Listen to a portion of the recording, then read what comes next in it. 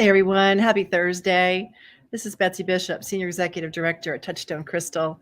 I wanted to talk to you about 4 key things you want to do when you're starting with a network marketing company.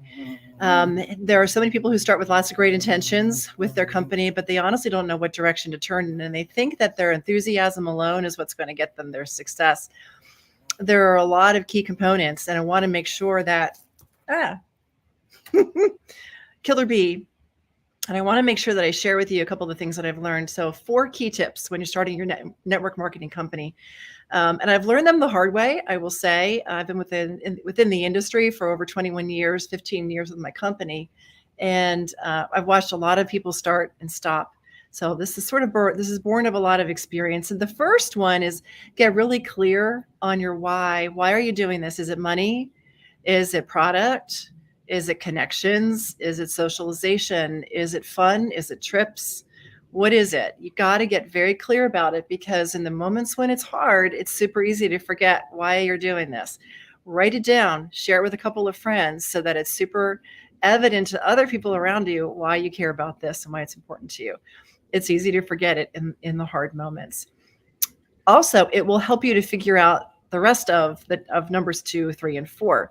The second one has to do with when do you want to work. So this gets a little tricky because you think, well, I'll just kind of squeeze it in, into the margins of my life. Quite honestly, I don't know anybody who has any margin in their lives. If you are serious about building something with your network marketing company, you're going to need to put something else aside. You're going to need to carve out actual time in your day and in your week to accommodate this, because it's work. And the reality is you will get out of your network marketing company what the kind of effort that you put into it. And it's not exactly a one-to-one relationship either. Be prepared to do some work for some periods of time to get what you want.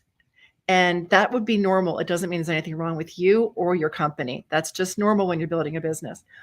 So focus on, what does your calendar look like? Are you free to plan to work every Tuesday and Thursday afternoon to get your business going?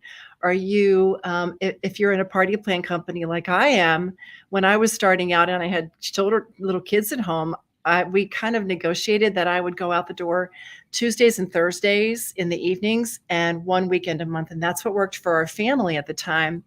And as life progresses, you can change all that, but you've got to figure out what kind of time you're going to be pouring into your business, because that is going to determine an awful lot. The third component is who's going to come alongside of you to help you. It's easy to think that you know how to do your business, but the reality is if you hitch your wagon to somebody else's star, you're going to get there a lot faster. So look around you for the people in your upline who already have the success that you're interested in, because they're the ones who can help you. The ones who have already gone there are the ones who can help you get there as well. Don't think that you can come into a well-established company and make it up as you go, because you can't. You have to do the business as they say to do the business. That's the number one piece of information that I can give you, is make sure you do it the way they say to do it. Don't make it up as you go. Don't think that you know a better way, because I promise you, you can add your own personality to it, but it's still a system that works for their company, and you've got to follow their system. The last component, don't burn out your friends. Don't just be discouraged when they are not as excited about your product line as you are. That is okay.